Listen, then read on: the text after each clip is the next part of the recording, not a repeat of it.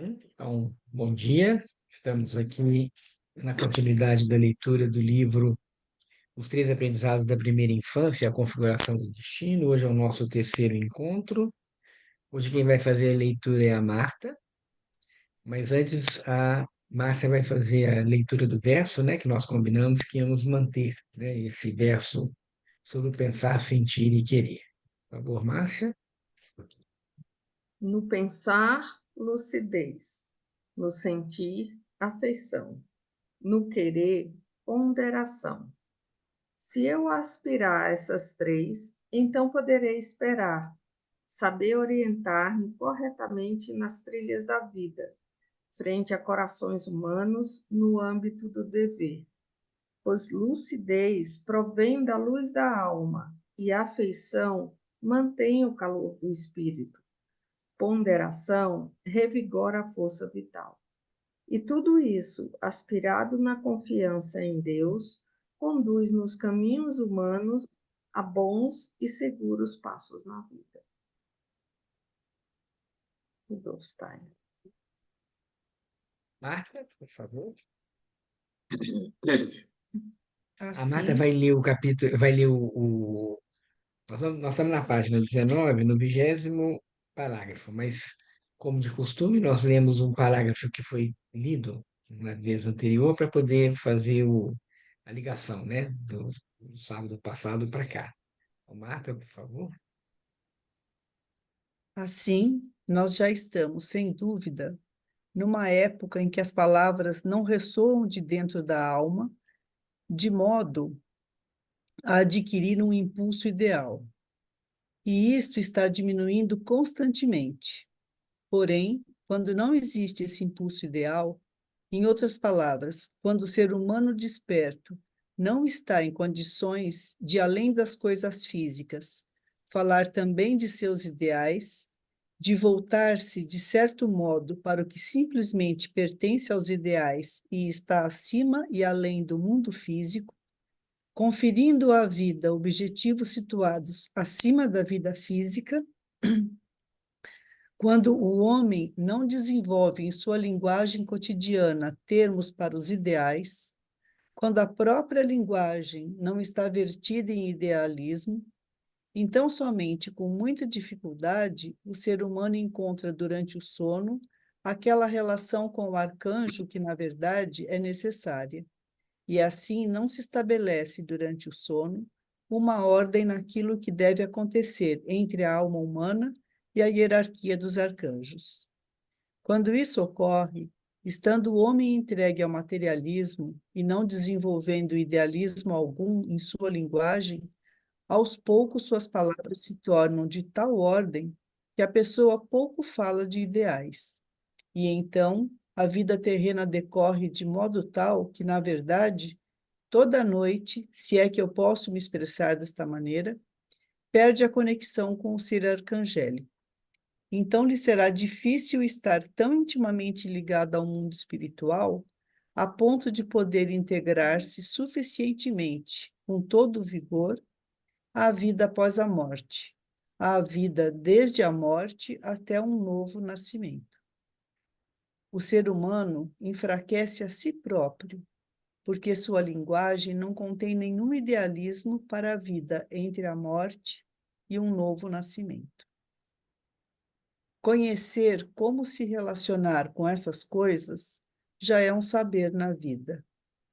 Quem sabe qual significado tem o fato de a linguagem não conter nenhum idealismo, esse finalmente conquistará a força para ser novamente favorável, aqui na linguagem humana, entre também o idealismo. Já durante a vida terrena, nós podemos observar que não alcança sua força plena quem, durante este estado de sono, entre o adormecer e o acordar, não consegue extrair do arcanjo a força necessária. Nós podemos até mesmo dizer o seguinte, em relação ao que a linguagem deve realizar conosco durante o sono.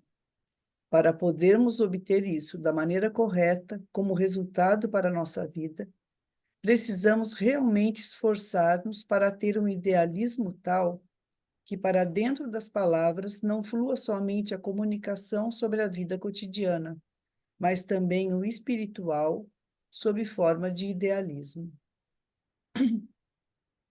Contudo, isso se destacará ainda mais se agora contemplarmos o estado adormecido do eu. O eu leva consigo, para dentro do estado de sono, a satisfação e a insatisfação a respeito do que os membros realizaram. Assim como o corpo astral é levado para junto da hierarquia dos arcanjos, mediante o efeito posterior da fala, o eu é conduzido para junto da hierarquia das forças primordiais, dos arqueus, dos inícios primevos, por intermédio daquilo que ele conduz para fora do estado de sono como repercussão das execuções cotidianas dos braços e das pernas. Desses seres hierárquicos nos vem então a força para, inicialmente, permearmos o corpo físico da maneira certa, de modo a não apenas desejarmos o bem, mas até certo ponto sermos capazes de dominar os impulsos instintivos do corpo físico, para não termos, nesse nosso corpo físico, um impedimento para fazer o que, na liberdade do pensar, nós nos propusemos como dever e meta. Nós somos livres nos pensamentos, mas só obteremos a força para poder aplicar a liberdade em nossa vida se durante o sono levarmos para fora o correto relacionamento com as forças primordiais, com os arqueus. Mas como fazer isso? O idealismo coloca corretamente nosso corpo astral em contato com os arcanjos. O que coloca adequadamente nosso eu em relação com os arqueus? Em primeiro lugar, quando nós permanecemos inconscientes durante a noite, o ser da hierarquia dos arqueus tem consciência total dos acontecimentos, absorvendo o que nós inconscientemente possuímos e desenvolvendo-o em pensamento explícito de satisfação ou de insatisfação quanto ao que realizamos durante o dia. Contudo, o que é que nos leva a um relacionamento correto com essas forças primordiais, a um relacionamento como aquele do qual, por meio do idealismo inserido na linguagem, nós desfrutamos com os arcanjos? Para entrarmos num relacionamento adequado com os arqueus durante o sono, no que diz respeito ao próprio eu, não há outra coisa a não ser o amor verdadeiro, real, amor fraterno imparcial, espontâneo, interesse verdadeiro por toda e qualquer pessoa que a vida nos leve a encontrar, e não simpatia ou antipatia surgidas apenas de algo que não queremos superar. O amor autêntico e verdadeiro durante o estado de vigília nos leva da maneira correta para o âmbito das forças primordiais, dos arqueus, durante o período entre o adormecer e o despertar. E ali, enquanto o eu repousa no âmago dos arqueus, é moldado o destino, o karma. Ali nasce o julgamento. Eu estou insatisfeito com o que meus braços e minhas pernas fizeram. E a partir do que ali se apresenta como satisfação ou insatisfação, surge aquilo que tem validade não somente para o período logo após a morte, mas para a próxima vida na Terra. Nasce a força para a configuração correta do destino, e de modo a também serem ajustadas as coisas que sentimos no eu numa vida terrena, durante o sono, em conexão com os arqueus. Dá uma parada? Pode ler mais um parágrafo. Tá. Tá? Se os senhores refletirem sobre isso, verão exatamente essa curiosa ligação do eu e do destino, do karma.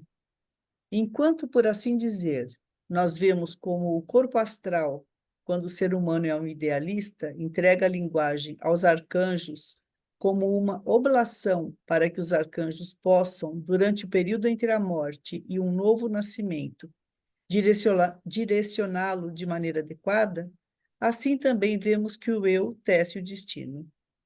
Ali, o karma está sendo elaborado em conexão com os arqueus. E os arqueus, por seu lado, têm o poder de oferecer-nos o que necessitamos não somente para atravessar o período entre morte e um novo nascimento, mas para chegar com tanta força aqui na Terra, na próxima encarnação, que quando ainda criança pequena, agora com essa herança da encarnação anterior, aprendemos desta ou daquela maneira a andar, a encontrar o equilíbrio, a diferenciar pés e mãos, braços e pernas. Então, alguém tem alguma observação, alguma pergunta? Antes ele estava falando da relação do corpo astral com os arcanjos, né? Então, só lembrando que a terceira hierarquia, ela é composta, nós temos três hierarquias, né? A primeira grande hierarquia, a primeira são os espíritos força, que são os serafins, os querubins e os tronos. É a primeira hierarquia, né? É a mais alta. Depois vem a segunda hierarquia, que são os espíritos luz, são os quiriótetes, dinamis e exousiae. E a terceira hierarquia, que está mais próximo do ser humano, são os arqueus, arcanjos e anjos. E aqui ele está fazendo uma relação. Primeiro ele fez do nossos, da nossa fala, da nossa linguagem com os arcanjos, e agora ele está falando das nossas ações com os arqueus. Depois ele vai falar dos anjos, né, com os pensamentos. Mas então é isso só para a gente ter essa noção. E ele trouxe essa imagem interessante que também nós trabalhamos para o karma futuro quando encontramos os arcanjos e os arqueus. E nós temos uma relação adequada com os arcanjos quando nós temos um sentido, né, um idealismo na nossa linguagem.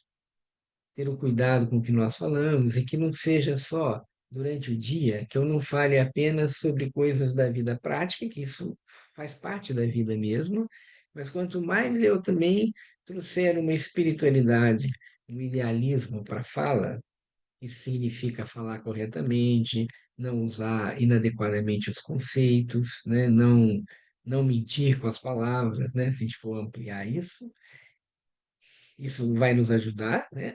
E eles vão acolher essa nossa linguagem, os arcanjos. E agora, o que acontece, né, quando nós estamos no mundo, né, na nossa ação no mundo, essa ação com verdadeiro interesse pelo outro, isso vai ser acolhido pelos arqueus. E os arqueus vão nos ajudar não só no período entre a morte e o novo nascimento, quer dizer, tudo que nós estamos fazendo aqui está ligado a essa relação do sono e a vigília na vida entre o nascimento e morte. O que nós fazemos, essas hierarquias que são mais próximas de nós, são os espíritos alma, arqueus, arcanjos e anjos, eles preparam essa passagem entre uma morte e um novo nascimento. E ele também fala aqui, que é bastante interessante, porque os arqueus, dentro dessa terceira hierarquia, eles são os mais, vamos dizer assim, os mais evoluídos, por isso que eles são chamados aqui de forças primordiais, né? Eles vão nos ajudar, inclusive, como na próxima vida, ele termina falando isso aqui, né? Da maneira como o indivíduo vai andar no mundo, como tem o equilíbrio e a diferenciação entre pés e mãos, né? Que são os membros, mas quando nós aprendemos a andar, nós também diferenciamos essas qualidades, tá? Então é bem profundo esse aspecto, e isso está vinculado com o que nós fazemos durante o dia, como nós agimos durante o dia. Então, embora tenha todo esse apoio do mundo espiritual, mas está intimamente ligado com o nosso livre-arbítrio, né? Com a nossa autonomia, como nós agimos e como nós falamos também. Acho que a Cíntia levantou a mão, depois a Marta.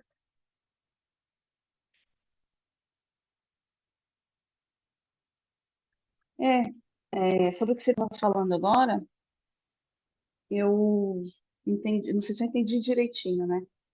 Mas aqui na última parte, no último parágrafo que ela leu, ela falou sobre a participação do eu na elaboração do karma, né?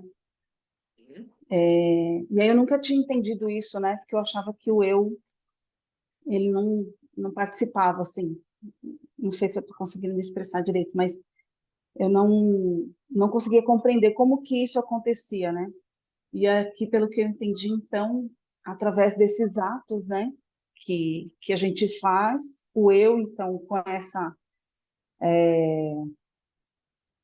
com esse ajuizar, né, que você até falou na semana passada, vai pensar sobre o que nós fizemos. Então, se eu fiz algo bom ou ruim, então isso fica como que, junto com os arqueus de tarefa, assim, para a próxima encarnação, quando algo que eu fiz eu vi que não foi bom, né? Se eu viu que não foi bom, então fica para como se fosse uma tarefa, uma necessidade para a próxima vida, é isso? Na realidade, nós construímos o karma a cada dia e cada noite, né? Então, nós temos um karma que vem da vida passada. Normalmente, nós falamos isso, né? O que eu vivo hoje tem relação com o que eu vivi na outra vida. Mas isso não é que eu vou ficar a vida toda e lá no final eu vou fazer uma síntese, né? Eu estou fazendo isso todo dia. Então, a cada dia eu acrescento ao meu karma as minhas ações, minhas palavras, meus pensamentos. E o eu tem essa qualidade de, à noite, olhar para a satisfação e a insatisfação para aquilo que ele fez. Isso vai acontecer. E nós podemos reforçar isso justamente com o exercício da retrospectiva. Porque quando eu faço o exercício da retrospectiva, eu estou conscientemente fazendo este trabalho. Se eu não fizer, não tem problema, ele vai acontecer à noite. Mas eu vou ganhando consciência, mais ainda, me preparando com a retrospectiva. Então é bem interessante pensar assim, eu tenho que estar acordado e com coragem para poder dizer, eu estou satisfeito ou não satisfeito. Eu posso dormir na vida. Teoricamente eu estou acordado, estou fazendo muita coisa. Mas na realidade, se eu não olho e ajuizo se o que eu fiz me satisfaz ou não, eu não, na realidade, eu não estou plenamente acordado, né? Eu estou vivendo, sem perceber. Quando nós fazemos o processo de aconselhamento biográfico, é uma grande percepção, né? Que muitas pessoas, nós vamos vivendo, fazendo, sem perceber. Quando você para para um aconselhamento biográfico, ou uma psicoterapia, nós vamos falar do aconselhamento biográfico, a pessoa acorda para aquilo que ela sabe que ela fez, só que ela não para pensar. E por isso que um bom aconselhamento biográfico, as pessoas têm possibilidade de desenvolvimento. Você não cria nada no desenvolvimento, no aconselhamento biográfico. Você avalia aquilo que você fez. Você pode criar, sim, pensando em metas para o futuro, para mudança. Mas parte do princípio de que eu preciso olhar, né? Tudo, o que eu fiz, atos, pensamentos e tal. Agora, isso nós temos todo dia. Nós é que não temos consciência, né? Então, a ideia, né, de trazer esse conhecimento é justamente para que nós ampliemos a nossa consciência e podemos compreender melhor a nossa atitude no mundo.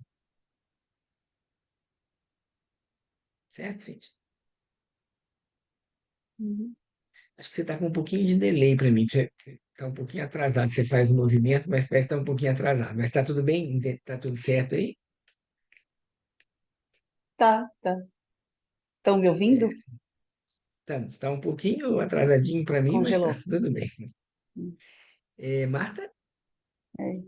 Não, é só assim de que nesse refazimento do karma, né, a cada noite, o quanto que é importante tudo que fazemos durante o dia, né? Porque nós entregamos para os arcanjos as nossas palavras e para os arqueus as nossas ações, né, as nossas atitudes. Sim.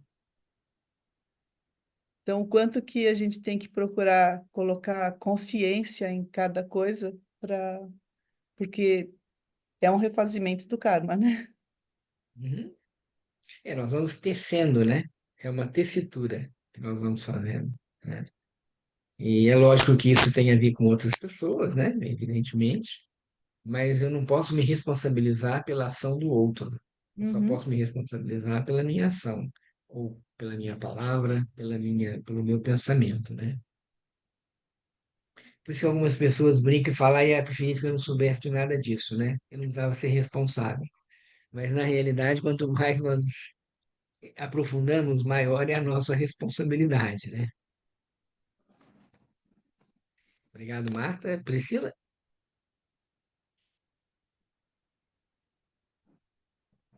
Então, meus filhos estão aqui, fervorosos. É, você falou a última fala aí, vem aquele chavão, né? Aquele ditado que a ignorância é uma bênção, né? Eu acho que é um pouco para ser eximir da responsabilidade. Só um pouquinho, amor. A minha dúvida, quando você trouxe as três hierarquias, você falou luz, a terceira luz, a segunda, a terceira força, a segunda luz, a primeira é o espírito de quê? A primeira hierarquia são os espíritos força. A primeira Isso força, está a na pedra segunda luz, fundamental, né? Na pedra aquela fundamental, meditação, ele tem os espíritos força, que são serafins, querubins e tronos, trono, os espíritos luz, querubins, os espíritos força, serafins, querubins, tronos, os espíritos luz, os querubins, os serafins, os querubins, os dinamis e os exousia, e os espíritos alma, arqueus, arcanjos e anjos. ah, tá, espíritos alma. E a outra questão é quando colocou no final do último parágrafo o relacionamento com os membros, né, na infância, braços, pernas, e um pouco também eu queria entender se isso é válido apenas na infância, né, o descobrimento da separação dos membros, braços, pernas, e se isso tem um pouco a ver com o que a gente faz ao longo do dia com relação aos próprios movimentos. Eu pensei na proposta da euritmia, tem Uhum. alguma correlação. Sim. Na realidade, aqui, como ele fala, são os aprendizados na primeira infância, mas isso que você aprende, você vai levar para o resto da vida. A primeira infância é a base, né? E realmente o que você fala, a euritmia, né, seria o ritmo saudável. Então, é para que nós tenhamos também os nossos gestos com mais consciência também.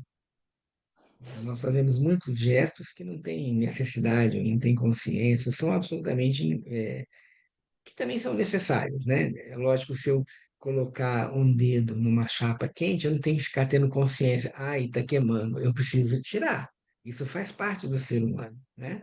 Mas muitas das nossas atitudes, inclusive nossos gestos, muitas vezes eles são repetitivos e definem a nossa individualidade, porque uma pessoa de fora, sem ouvir você falar, e de costas, ver você fazer o gesto, só pode ser a Priscila, porque eu já conheço esse gesto dela.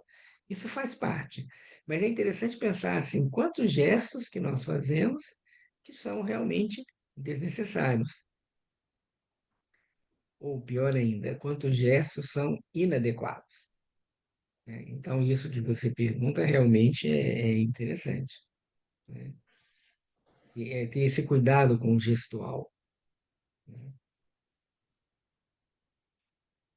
Bem, Eliane, Bom dia. Eu estou dia. pensando aqui num espiritual sob forma de idealismo, e depois ele repete lá: o idealismo coloca corretamente nosso corpo astral em contato com os arcanjos. Eu gostaria de entender um pouquinho mais o idealismo do Steiner aqui. O idealismo é no sentido de que você traz um ideal, né, para a palavra, né? E também para os atos, mas aqui do interesse, assim, eu tenho um ideal, né? A ideia é uma coisa vinculada ao pensar, mas o ideal ele já tem um anseio, uma proposta, né? E evidentemente que não é tão simples assim, porque eu posso ter um idealismo absolutamente anti-humano, né? Então eu tenho o idealismo de dominar outros povos, eu tenho o idealismo de ganhar para mim o que eu tiro do outro, a corrupção. É um idealismo, é um ideal, né? Então, na realidade, nós temos que ver que é mais do que isso, né? Não é só a palavra, mas e por isso também o ajuizar, por isso também o exercício da retrospectiva diária, para que eu possa avaliar se aquilo que eu faço, que eu falo, que eu penso, está de acordo não apenas com o meu autodesenvolvimento, mas com o desenvolvimento da humanidade como um todo. Tudo que eu faço contribui, positivo ou negativamente, para o que está fora, né? Para o meu entorno. Então, essa eu acho que e da semana passada nós comentamos, né? Quando pensamos na palavra, né? Usar a palavra de uma forma correta, né? Então, não usar palavras desnecessárias, não usar palavras que desmereçam o outro, não usar palavras inadequadamente no sentido de trocar o conteúdo, né? Como a gente vê muito hoje em dia. Então, esse que é o lado do ideal. Pelo menos assim eu entendo, né? Quando leio aqui. Uhum, obrigada. Né? Maria Emília? Ô, Ronaldo, eu tenho muita mania de ficar fazendo analogia. Eu não sei se eu estou errada, mas me deu a impressão. Lembra que na aula passada você até falou assim que o sono é como a pequena morte, Hum, né? Aí eu fiquei pensando assim, é isso que a gente faz então todo dia, enquanto a gente está dormindo, que a gente refaz as coisas, vamos dizer assim, encontra o arcanjo, passa todas as coisas que a gente fez, e com isso a gente está botando mais uma pedrinha, vamos dizer assim, no nosso próximo karma.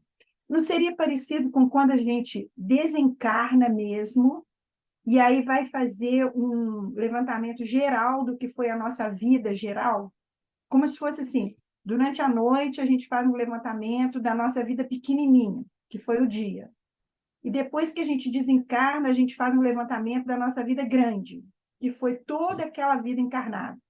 É mais ou Uhum. menos isso?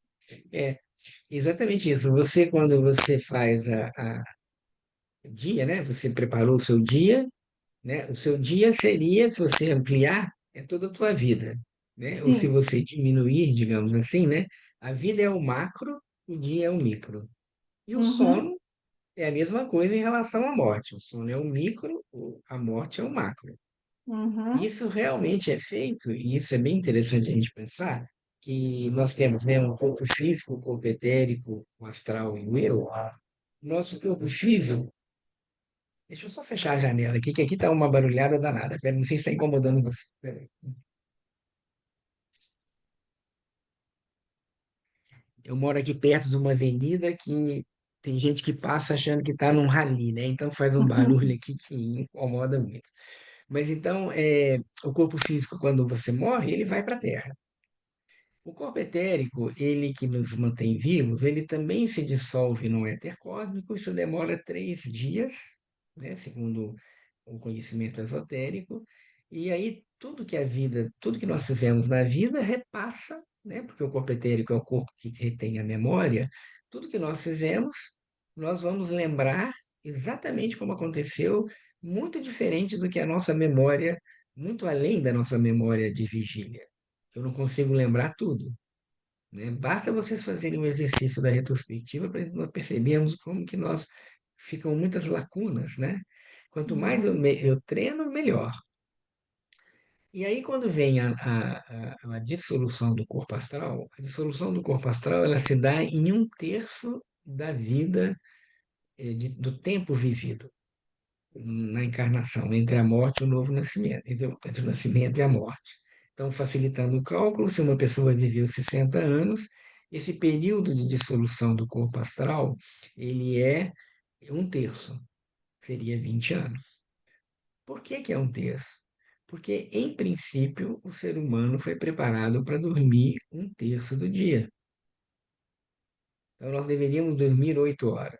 Isso é a média, né? E o que que acontece quando nós dormimos? Nós levamos para o mundo espiritual aquilo que nós fizemos, como palavra, como pensamento e como ação, né? E o Steiner fala muito claramente nas máximas que esse período de dissolução do corpo astral, que tem um termo, né, hindu, que é Kama Loka, esse período do Kama Loka, ele começa com a memória. Nós vamos trabalhar a memória da última noite para a primeira. Então, quando o indivíduo morre, né, aquela última noite que ele viveu, até o momento em que ele nasce, é lógico que a nossa memória vígil não acompanha, mas nós temos uma memória aí. o ser humano vai refazendo tudo, repassando, e aí sim, ajuizando, junto com as hierarquias, tudo o que ele viveu. E é por isso que esse período é um terço da vida vivida. Lógico que não é uma coisa matemática, com certeza, mas é nesse entorno de. Então, o que você falou está correto. O que eu faço à noite é micro do que eu faço nesse período pós-morte, que é uma reavaliação, né, de tudo que eu fiz. E depois que eu reavaliei e me limpei de todas essas questões, aí realmente esse ser humano, esse eu, vai entrar no mundo espiritual. E aí preparar, já vem preparando, mas cada vez com a ajuda das hierarquias, e aí tem todo um estudo sobre isso, que é muito bonito, sobre essa passagem, né, é, das esferas planetárias, aí você faz todo um preparo para poder retornar com uma nova tarefa em função daquilo que você viveu. Isso já foi preparado no sono.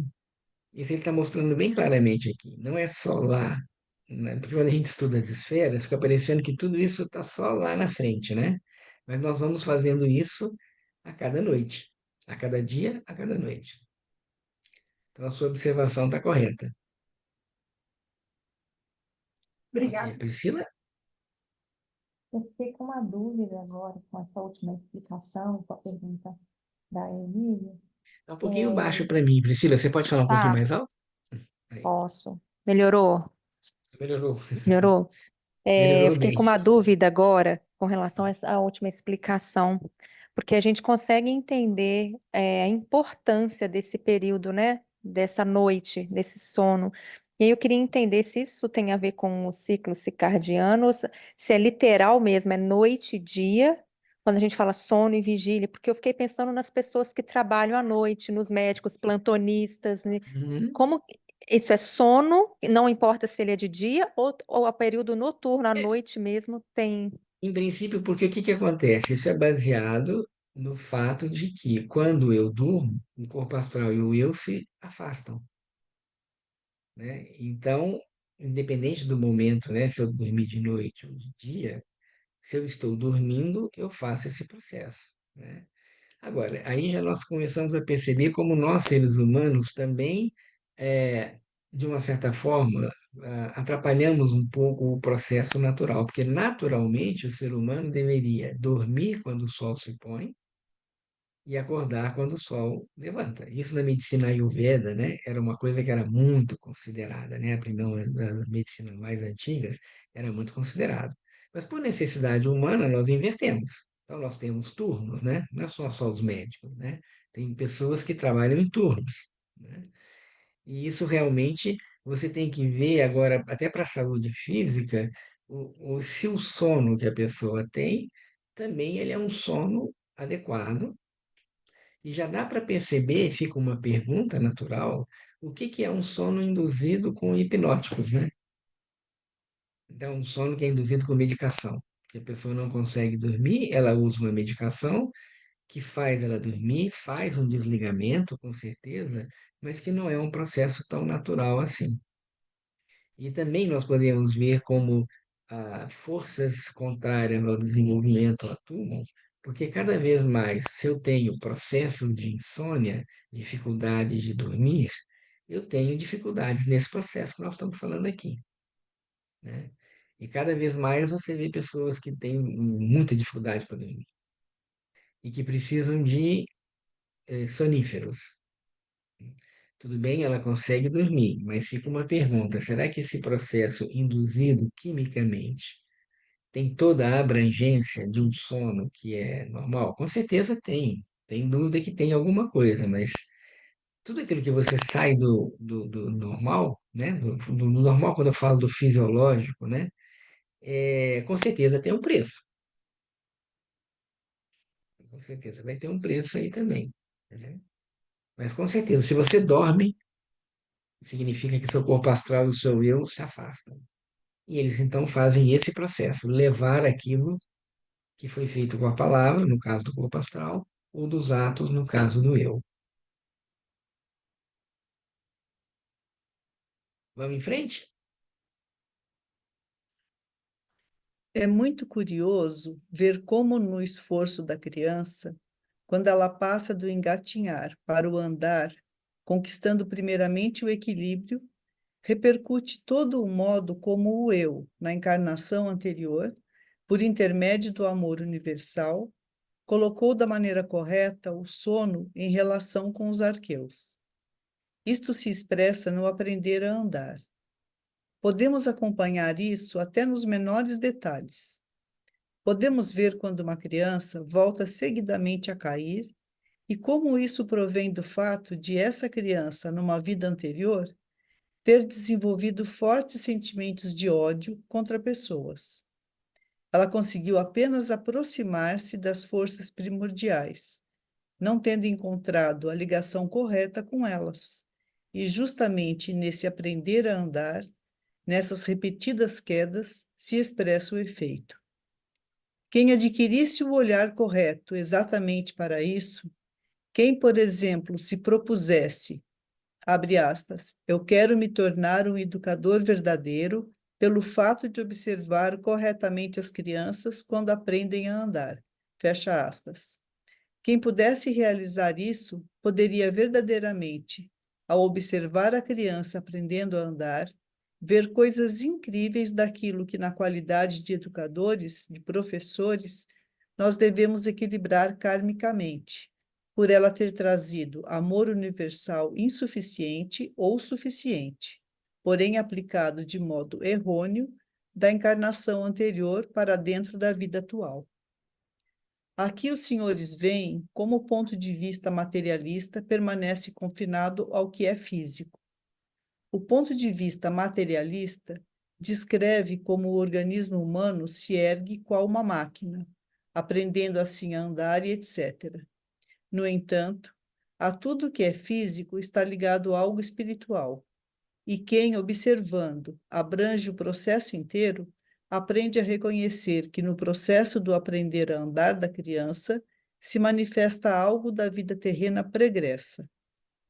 Isto significa que aprender a andar, na verdade, é a maneira como o ser humano aprende a dominar seu corpo físico ao iniciar uma nova vida terrena. E, para quem consegue abranger por completo essa questão, o aprender a andar não se extingue com o fato de conseguirmos erguer as pernas e erguer o corpo todo, e sim se estende a ponto de agora atingir processos interiores do ser humano. O domínio que o ser humano tem agora sobre seu sistema glandular e assim por diante. É que quando a criança aprende a andar, e mesmo antes, ela não depende apenas do aprender a andar, mas também de possuir, digamos, um caráter fleumático ou um caráter colérico, ou um excesso destas ou daquelas emoções, e então aprender a dominar ou não suas funções glandulares. Isso, por sua vez, se conecta com o que durante o sono, nas encarnações anteriores, se revelou como a relação com as forças primordiais, seja por amor humano universal ou por falta dele. Acho que aqui podia parar um pouquinho, porque agora ele vai entrar no pensar, né? Então vamos olhar aqui, que é interessante o que ele chama a atenção, que ah, nós podemos olhar mecanicamente o fato de uma criança aprender a andar, aí você observa, né? Ela vai engatinhar, ela vai ficar em pé, ela vai se apoiar, ela vai começar a ter esse processo. Eu falei isso da outra vez, né? Acho que sobre o livro no Calquênico, né? Dos 3 primeiros anos da criança, onde ele descreve muito, de uma forma muito profunda, o que que é o processo de aprendizado, de andar, e que usa o corpo todo. Mas mesmo no livro, ele não cita isso que o Steiner cita aqui, que isso, na realidade, está vinculado com um aprendizado da vida anterior. Então, se nós olharmos o andar, falar e pensar da criança com esse conhecimento espiritual, nós vamos ampliar bastante, né? É, quase que com uma. Tem um outro texto do Steiner que ele fala que, que nós deveríamos ter quase um caráter devocional para acompanhar uma criança que aprende a andar, falar e pensar, porque realmente é um processo espiritual e que vai ter influência nessa vida, né? Então você vê crianças que têm que tem até um certo custo um pouco andar, crianças que têm um certo medo até adquirir o equilíbrio, depois fica normal, mas é observar o movimento, né? Tem crianças que são mais ativas nesse processo. Tudo isso tem vinculação com aquilo que foi vivido numa vida anterior. E nesse processo específico do andar, aí você tem a contribuição, né, da atuação dos arqueus. E que depois vai se estabelecer, embora ele fale aqui do caráter fleumático, mas no primeiro setênio a criança não tem ainda essa característica muito forte, né, mas está vinculado aos elementos. Então, tudo isso tem uma necessidade que o ser humano tem para sua tarefa kármica, se ele vai ter mais um elemento ou outro. Então já dá para imaginar que um fleumático é uma criança que tem um tempo diferente para aprender a andar, um colérico também tem o seu tempo diferente. Mas tudo isso, ele fez uma junção aqui interessante, mas que tem a ver com essa percepção do mundo espiritual, né? Com essa relação com os arqueus, que tem a relação com a vida passada, com as noites da vida passada, né? Como consequência dos dias da vida passada. Cíntia?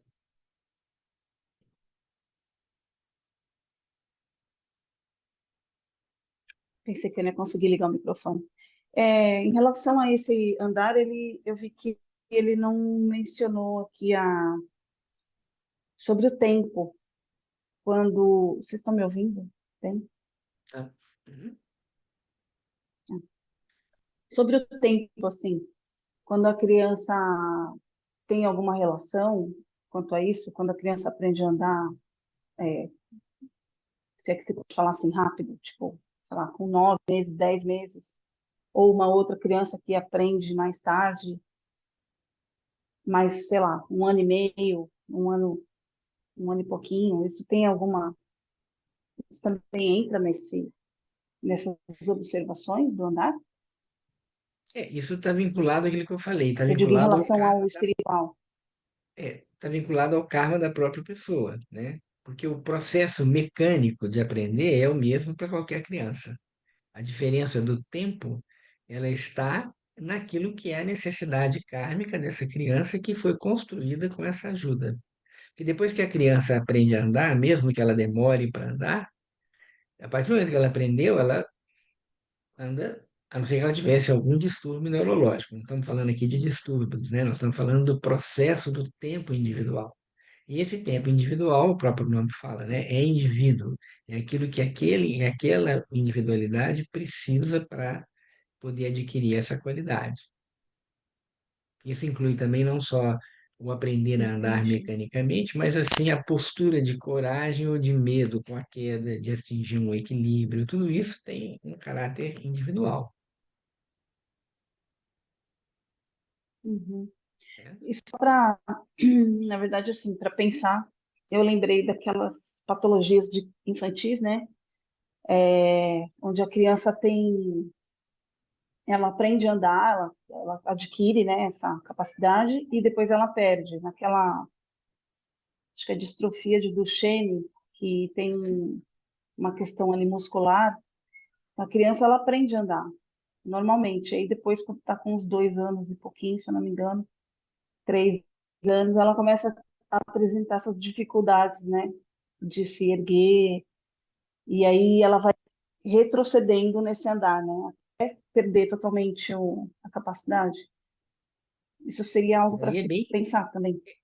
isso, mas isso é bem específico quando você tem uma patologia, né, principalmente na primeira infância. Isso aí também já tem uma forte força kármica aí, né? Então você tem que diferenciar do que nós estamos falando da criança que demora um pouco mais, né, para poder andar, mas ela tem o processo depois normal, e tem os processos kármicos de doenças específicas que essa individualidade precisa passar. E você imagina um ser humano, o eu nunca adoece, né?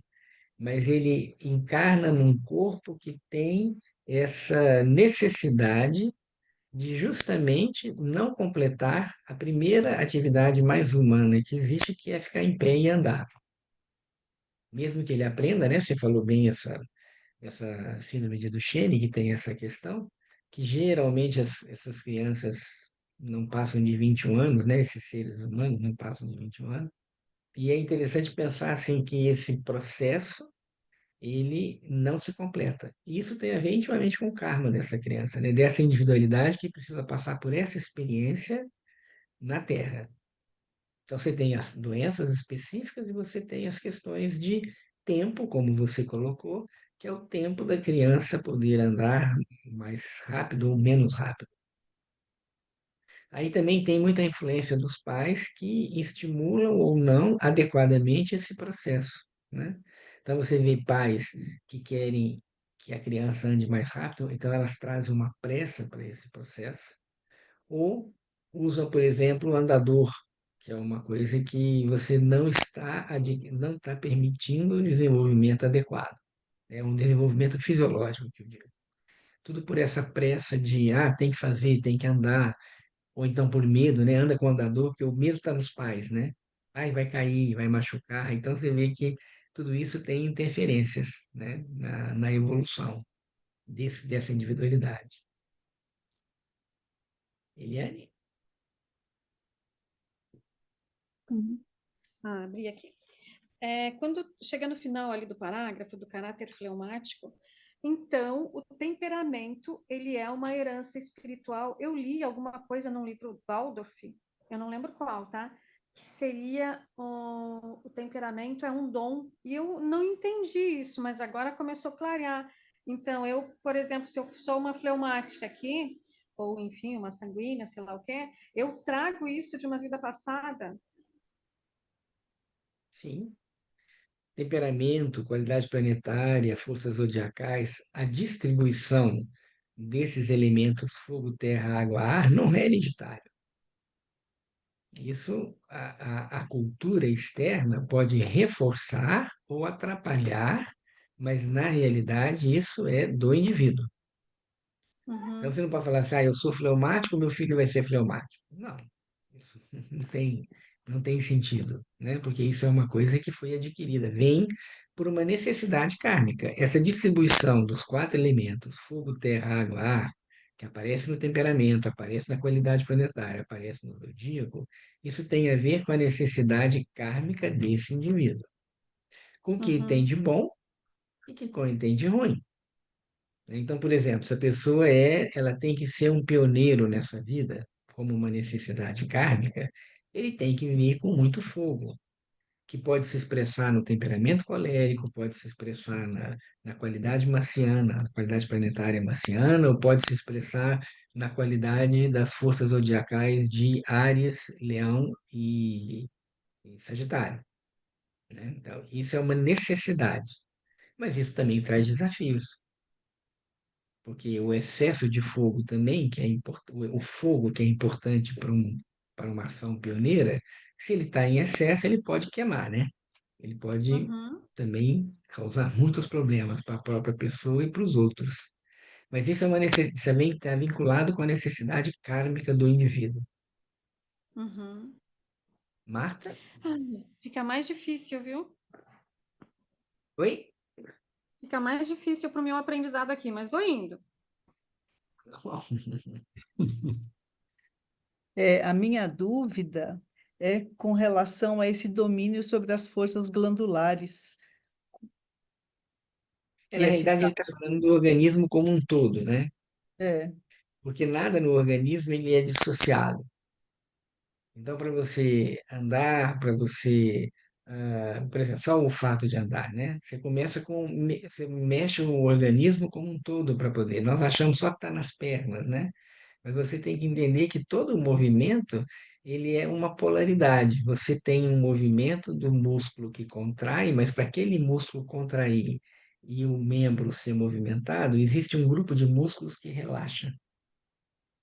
Então, isso é uma coisa, isso é bem explicado pelo Kalkenik no livro, né, dos 3 primeiros anos da criança. E tudo isso depende de produção de substâncias químicas também, né? Agora, olhando bem fisicamente, né? Então, eu preciso de ter movimento, para ter o movimento, eu preciso de reações químicas que vão propiciar que o movimento ocorra.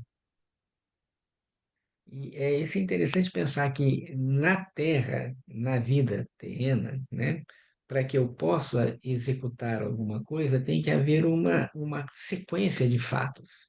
Então, se eu penso em mover o músculo, o pensar é espiritual. Mas para que eu possa mover o músculo, tem que ter toda uma série de reações químicas, né, reações bioquímicas, que permitem com que o movimento aconteça. Então tem que haver um engendrar, né? Então todo esse desenvolvimento tem a ver com isso, e aí vem o desenvolvimento glandular, todos esses aspectos, o desenvolvimento neuromuscular também. Então eu creio que o que ele aborda aqui é justamente essa totalidade do organismo, né? Influenciando esse aspecto. Obrigada. Cíntia Doutor vai ser Ronaldo, a última pergunta, agora que eu vi que já são 9h30, nós já estamos quase fechando, 9h27, né? Então pode fazer a pergunta. eu só quero fazer um comentário bem rapidinho. O eu nunca adoece.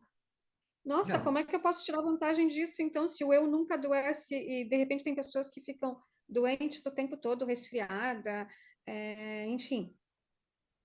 pois é, aí é uma questão que é o corpo astral, o etérico é o corpo da vitalidade. O nosso corpo astral, ele é o corpo das sensações, dos sentimentos, dos impulsos. Um atua sobre o outro. E o astral, em função dos nossos impulsos, desejos, ele é que ajuda com que a gente adoeça. Mas o eu, essa entidade espiritual, ela na realidade ela não adoece, ela vivencia as patologias que ocorrem no corpo físico, que é o vaso para o anímico espiritual, porque se eu tenho um corpo físico que tem uma vida levada pelo corpo etérico, mas isso sofre uma ação repressiva do corpo astral, né? O Theo Stein, ele tem num curso para médicos, ele fala muito claramente, o corpo etérico é o corpo da vida, o corpo astral paralisa a vida, né? Por que que isso tem que acontecer? Porque senão eu teria muita vitalidade, mas não teria consciência. E é por isso que nós nascemos e morremos, porque senão eu teria só vida etérica para sempre, mas à medida em que o meu corpo astral vai atuando, eu vou tirando a vitalidade.